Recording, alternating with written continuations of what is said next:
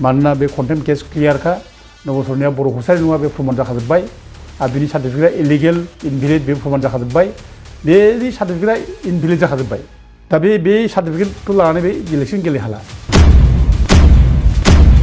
अमर सिंह आरो दावराव देख्रेब बिथांमोना नब सरनियाखौ एमपि सिटनिफ्राय बोख्लायनो हासिगोन होननानै रंजानानै बमा गावलायनानै राजा फोलेरफोर बायदि आर'नाइ गानलायनानै रंजानाया दिनै मा जाखो नब सरनियाखौ एमपि सिटनिफ्राय बोख्लायनो हासिगोन होननानै रंजानानै बमा गावलायनानै राजा फोलेरफोरनि बायदि आर'नाइ गानलायनानै रंजानाया दिनै मा जानो थांखो बिनि फिननायखौ बिथांमोना दिनैसिम होआखै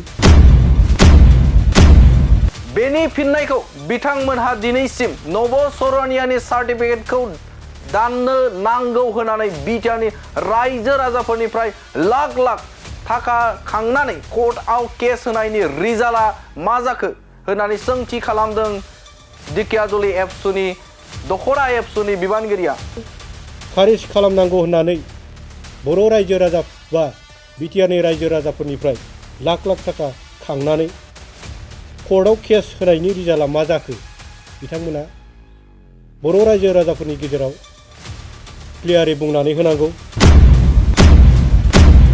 आरो सरनियाफोरनि एसटि सार्टिफिकेटखौ होग्राया सोरमोन नब सरनियानि एसटि सार्टिफिकेट थामहिनबा सरनिया फोलेरनि जे रायजो राजाफोरनो सार्टिफिकेट होग्राया सोरमोन बेफोरखौ बर' रायजो राजाफोरनि गेजेराव आबुं बुंना होनांगौ बिथांमोना प्रेस मिट लानानै दुलाराय बर' फरायसा आफादनि आफादगिरि दिपेन बर'खौ गाज्रि सोंखारबाय थानायखौ बर' रायजो राजाफोरा मिन्थियै रावबो गैया बिथांमोननि साननाय आरो आखुफोरखौ गासैखौबो मिन्थिजोबखायो अमर सिंह ब्रह्म बिथांमोनखौबो जों मोनथियो बिथाङा सासे साख्रि मावनानै आजिरा लानाय सासे सुबुं सरनियाफोरनि एसटि सार्टिफिकेट होग्राफोरा सोरमोन बिनि बागैबो बिथांमोना बर' रायजो राजाफोरनि सिगाङाव क्लियार खालामनानै होनांगौ दुलाराय बर' फरायसा आफादनि मानगोनां आफादगिरि दिपेन बर' सारखौ गाज्रि सोंखारिबाय थायो बिनि बागै जों बर' रायजो राजाफ्रा मिथियै रावबो गैया मानगोनां अमर सिंह ब्रह्म बिथांखौबो जों मिथियो बिथाङा सासे साख्रि मावनानै आजिरा लानाय सासे सुबुं अमर सिंह ब्रह्म आरो दावराव देख्रेब बिथांमोना बर' हारियाव गावसोरखौनो खोब मेलेमजिबि सानना लानानै दुलाराय बर' फरायसा आफाद आरो बर' हारिनि गेजेराव गुलाय गुजाय खालामबाय थादों सारा बर' हारियाव गावसोरखौनो खोब मेलेमजिबि होननानै साननानै दुलाराय बर' फरायसा आफाद बा बर' माहारिनि गेजेराव जि गुलाय गुजाय खालामबाय थादों बिथाङा बै सोमावसारनाय समाव बहा गोमानानै थायोमोन जों बेखौ मोनथियै रावबो गैया बेफोर गोख्रों बाथ्राफोरखौ जों बुङाखै बेफोर गोख्रों बाथ्राखौ दिकियाजुलि दखरा एबसुनि बिबानगिरिफोरा रोखा गोख्रों बिबुंथि होदों बे समाव नोंथांमोननो दिकियाजुलि दखरा एबसुनि बिबानगिरिया बे समाव अमर सिंह आरो दावराव देख्रेबखौ मा बुंदों आबुङै नोंथांमोननि गेजेराव लाबोनि अमर सिंह ब्रह्म आरो दावराव देख्रेब नार्जारि बिथांमोना दुलाराय बर' फरायसा आफादनि मानिजाथाव आफादगिरि दिपेन बर' बिथांखौ गोबां गाज्रि रावफोरजों सोंखारिनानै ससियेल मिडियायाव सोंखारिदों बिनि थाखाय जों बिथांमोननि फिन सोंखारिनानै दिनैनि बे प्रेस मिटखौ जोङो लानाय जादों दा गिबियाव जों बेखौनो बुंनो सानदों जे मानिजाथाव दावराव देख्रेब आरो अमर सिंह ब्रह्म बिथांमोना बबेनिफ्राय जोनोम जानानै जुदि बर'नि बा सारा बर' हारियाव गावसोरखौनो खोब मेलेमजिबि होननानै साननानै जि दुलाराय बर' फरायसा आफाद बा बर' माहारिनि गेजेराव जि गुलाय गुजाय खालामबाय थादों बिथांमोननि सायाव जोङो खोब फंनैसो बाथ्राखौ जों खावलायनाय लेखा बा फिनजाथाय हिसाबै जोङो बुंनो सानदों जोंथ' मिथिदों मानिजाथाव अमर सिंह ब्रह्म आरो दावराव देख्रेब नार्जारि बिथांमोना बर' समाजाव मा बिहोमा दं मा बिहोमा गैया जों गासिबो जों मिथिजोबो दिनैनि दिनाव बिथांमोना नब सरनियाखौ एमपि सिटनिफ्राय बोख्लायनो हासिगोन होननानै रंजानानै बमा गावलायनानै राजा फोलेरफोरनि बायदि आर'नाइ गानलायनानै रंजानाया दिनै मा जानो थांखो बिनि फिननायखौ बिथांमोना दिनैसिम होआखै।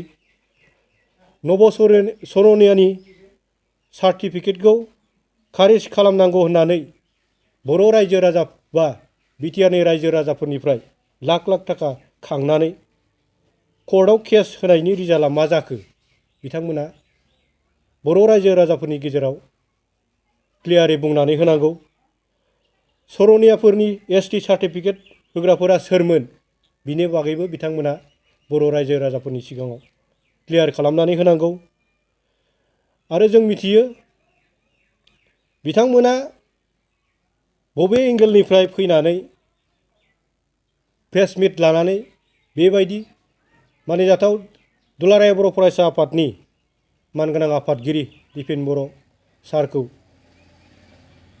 गाज्रि गाज्रि सोंखारिबाय थायो बिनि बागै जों बर' रायजो राजाफ्रा मिथियै रावबो गैया।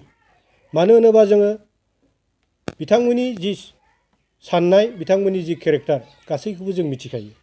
दिनै मानगोनां अमरसिं ब्रह्म बिथांखौबो जों मिथियो। बिथाङा सासे साख्रि मावनानै हाजिरा लानाय सासे सुबुं। बिथाङा बै समाव मुभमेन्ट समाव बा आन्दलन समाव बहा गोमानानै थायोमोन जों बेखौ मिथियै रावबो गैया। दा बिथाङा सासे बैसो जानाय सासे आबौ रोखोमनि जों सोमोन्दोआव जोंनिफ्राय बिथाङा दिनै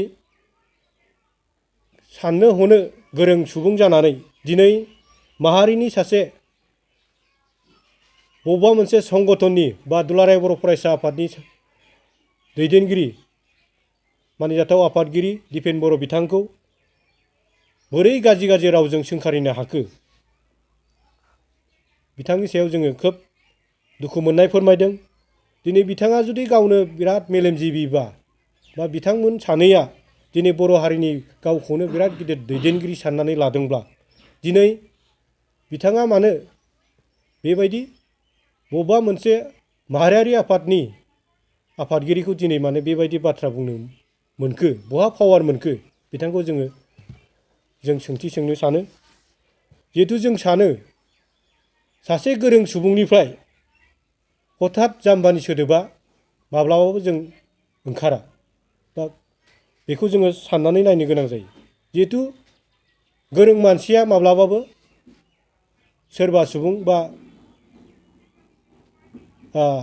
सोरबा बेक्तिखौ हथात बेबायदि जाम्बा बा गाज्रि रावजों सोंखारिनो हाया। बिनिफ्रायनो जों मिथियो बिथांमोना माबायदि थाखोनि मानसि।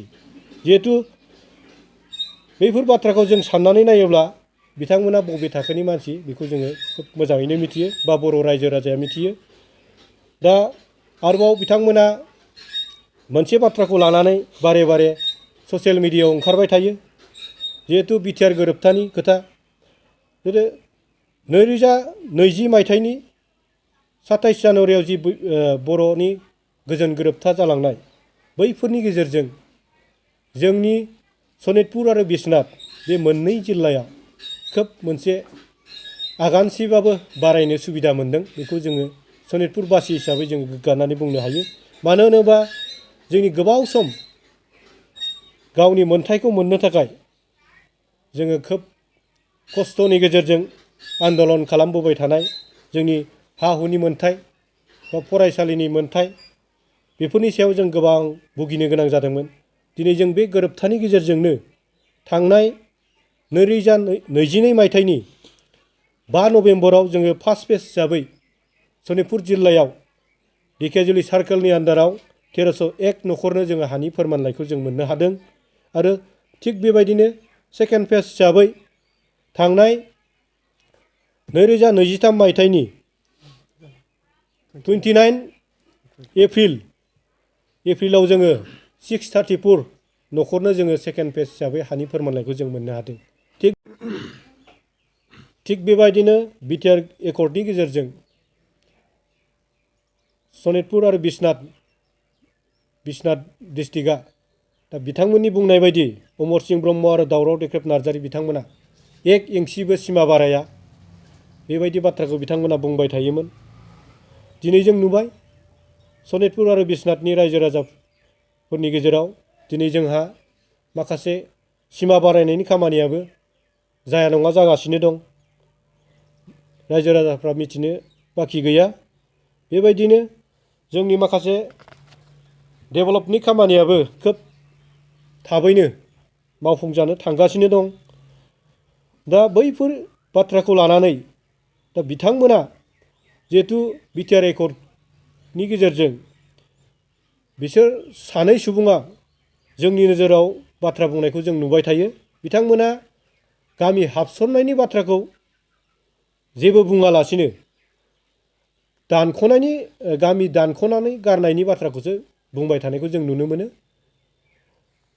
आरो बिटिआर एकर्डआ जेबो मैल्य गैया बिथांमोननि खुगानिफ्राय जों खोनानो मोनबाय थायो।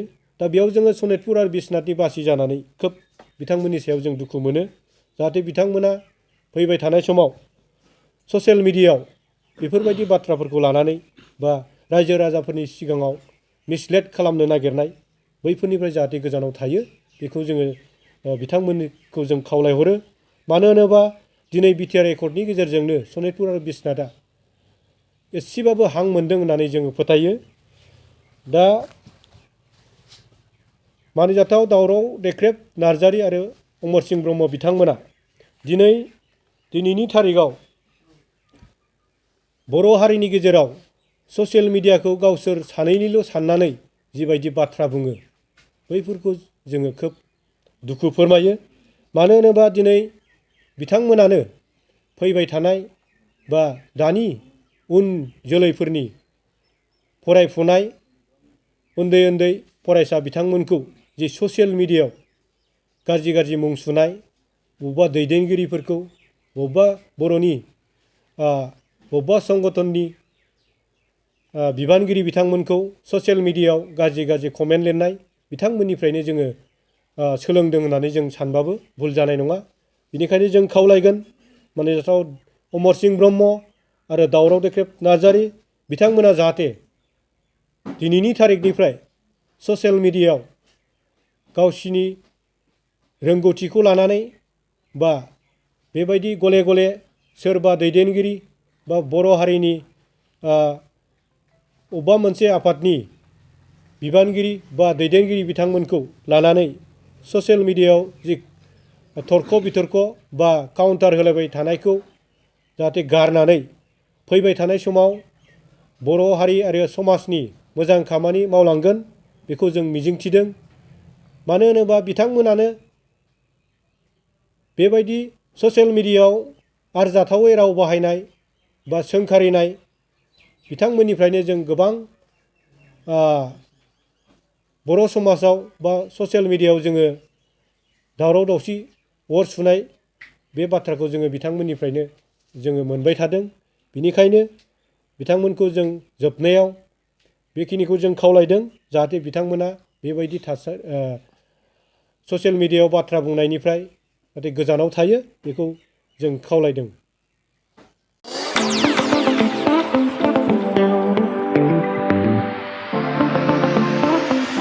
सानाय सुनाय बेरामनि जेंनायाव गोग्लैना थानायफोरनि थाखाय गोजोनथाव खौरां। गावनि देहानि सानाय सुनायखौ लानानै दुखुआव थानो गोनां गैला।